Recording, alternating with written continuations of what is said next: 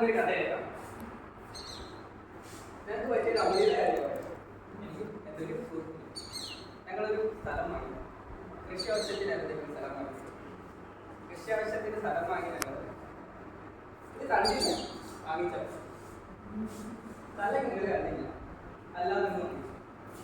അങ്ങനെ ഞങ്ങൾ സ്ഥലം കാണാൻ പോയി. കൃഷി ഇറക്കാൻ വേണ്ടിയിട്ട് ഞങ്ങൾ സ്ഥലത്തിന്റെ വിസ്തീർണം നോക്കാമോ ഞങ്ങൾക്ക് കണ്ടുപിടിക്കാൻ അറിയാം. ചതുരമോ സമചതുരമോ എല്ലാം അല്ലെങ്കിൽ നമുക്ക് എന്ത് ചെയ്യാം, ചതുര അല്ലെങ്കിൽ നീളവും വീതിയും സമചതുര അല്ലെങ്കിൽ വശങ്ങൾ നമുക്ക് പിടിക്കാം. ഇത് രണ്ടുമല്ല. ഞങ്ങളുടെ പ്ലോട്ടിന്റെ രൂപം കാണാൻ ഏകദേശം ഇങ്ങനെ.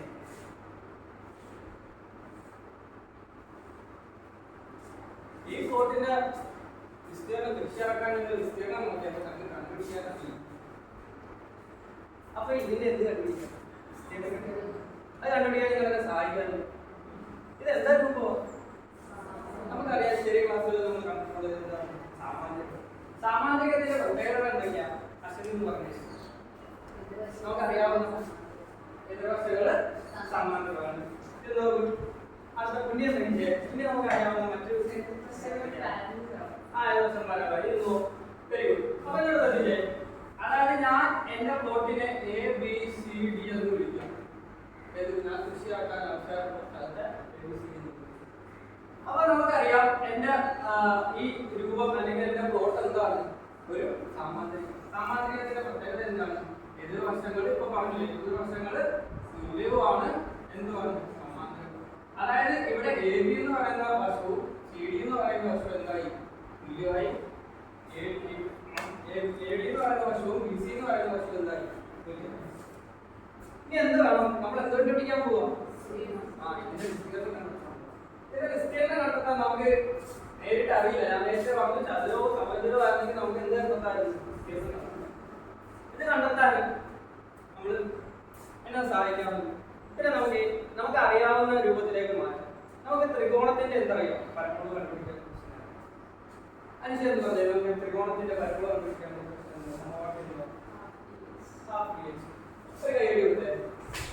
അപ്പൊ നമുക്ക് നോക്കേ ഹാഫ് പി എച്ച്. അപ്പൊ ത്രികോണ ഈ സാമാന്യത്തെ ഞാൻ എന്ത് ചെയ്യുന്നു? ഏത് നിന്ന് സിയിലേക്ക്, അതായത് എന്റെ ഫീൽഡിനെ അല്ലെങ്കിൽ എന്റെ ബോട്ടിനെ ഞാൻ രണ്ടായിട്ട് എങ്ങനെ കൊടുക്കും? ഏത് സിയിലേക്ക് എന്ത് ഒരു അങ്ങനെ എന്റെ സാമാന്യത എന്തായി? രണ്ട്. അപ്പൊ ത്രികോണത്തിന്റെ പരപ്പളവ് ഞാൻ ഇങ്ങനെ എഴുതാണ്. ഏരിയ ഓഫ് ട്രയാങ്കിൾ നമുക്ക് അല്ലെങ്കിൽ ത്രികോണത്തിന്റെ പരപ്പളവ് എന്ന് പറയുന്നത് എന്താണെന്ന് നമുക്ക് പറഞ്ഞു. ഹാഫ് ഇൻറ്റു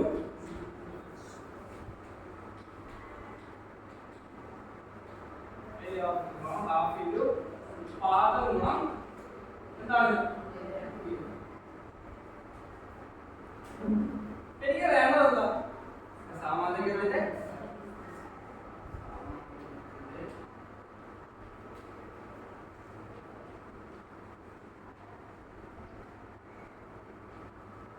സാമാന്യത്തിന്റെ പരപ്പളവ് കണ്ടെത്താൻ ഇപ്പൊ ഏതൊക്കെ ത്രികോണങ്ങൾ വന്നു? ഏതൊക്കെ ത്രികോണങ്ങൾ പേരെന്ന് പറഞ്ഞാൽ ത്രികോണം എ ബി സി എന്ന് പറയുന്ന ഈ ത്രികോണവും വേറെ മറ്റൊരു ത്രികോണം എന്താണ്? ത്രികോണം എ ബി. ഈ രണ്ട് ത്രികോണങ്ങളുടെ വിസ്തീർണം എന്ത് ചെയ്താൽ മതി? അങ്ങനെയാണെങ്കിൽ ഒന്ന് സഹായിച്ച് ത്രികോണം എ ബി സിയുടെ പാദം നമുക്കറിയാം. എ മുതൽ ബി വരെയുള്ള ദൂരം. പക്ഷെ ഉയരം എന്ന് പറയുന്നത് എന്താണ്? ത്രികോണത്തിന്റെ ഉയരം എന്ന് പറയുന്നത് എപ്പോഴും ത്രികോണത്തിന്റെ പാദത്തിൽ നിന്നും ത്രികോണത്തിന്റെ ശീർഷത്തിലേക്കുള്ള ലംബമായിട്ടുള്ള ഉയരത്തെയാണ് ത്രികോണത്തിന്റെ. ഇവിടെ എനിക്ക് ലംബമായിട്ടുള്ള ഉയരം വരയ്ക്കാൻ വേണ്ടി ഞാൻ എന്ത് ചെയ്യുന്നു? എ ടു ബി വരെയുള്ള ദൂരത്തെ ഒന്ന് എക്സ്റ്റെൻഡ് ചെയ്യുന്നു. അവിടെ നിന്ന് ഞാൻ എന്ത് ചെയ്യുന്നു? ഒരു ലംബം. ഞാൻ എന്റെ ത്രികോണത്തിന്റെ അല്ലെങ്കിൽ സാമാന്യത്തിന്റെ വശത്തെ എന്തെന്ന് കൊടുക്കും?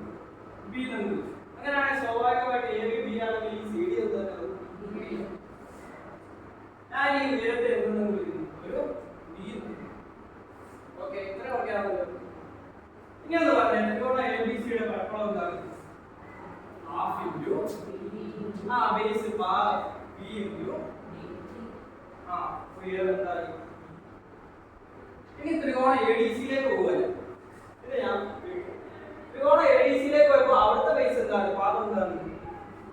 ഏരിയ കണ്ടുപിടിക്കാൻ ഹാഫ് ഇൻറ്റു ബി ഇൻറ്റു ഉയരം എന്ത് തന്നെയാണ്? ഈ ത്രികോണത്തിന്റെ ബേസിൽ നിന്നും അതിന്റെ ഏറ്റവും ടോപ്പിലുള്ള അല്ലെങ്കിൽ എൻഡ് പോയിന്റിലുള്ള ദൂരം കണ്ടെത്തുമ്പോൾ അത് എന്ത് തന്നെയാണ്? അപ്പൊ എന്ത് ഒരു half into B into D വേറെ half into B into D ഇവിടെ കുഞ്ഞപ്പോൾ എന്തായി? 2 ഈ 2 ഉം 2 കൂടെ എന്ത് ചെയ്തു? അതായത് ABCD എന്ന് പറയുന്ന സാമാന്യത്തിന്റെ പരപ്പളവിന്റെ സമവാക്യം എന്താണ്? B എന്താണ്? പാദം D എന്താണ്? അപ്പൊ ചുരുക്കി പറഞ്ഞാൽ എന്താണ്? ഒരു സാമാന്ത്രികത്തിന്റെ പരപ്പളവ് എന്ന് പറയുന്നത് അതിന്റെ പാദത്തെ ഉയരം കൊണ്ട് ഇതാണ് നമുക്ക് ഇന്ന്. അപ്പൊ ഞാനിന്റെ കൂട്ടുകാരനോട് മേടിച്ച എന്റെ പ്ലോട്ടിന്റെ ആകെ വിസ്തീർണം കണ്ടെത്താൻ ഞാൻ എന്ത് ചെയ്താൽ മതി? അതിന്റെ പാദത്തെ അല്ലെങ്കിൽ അതിന്റെ ഒരു വശത്തെ ഉയരം കൊണ്ട് എന്ത് ചെയ്യുക? ഓക്കെ, എഴുതിയെടുക്കാമല്ലോ.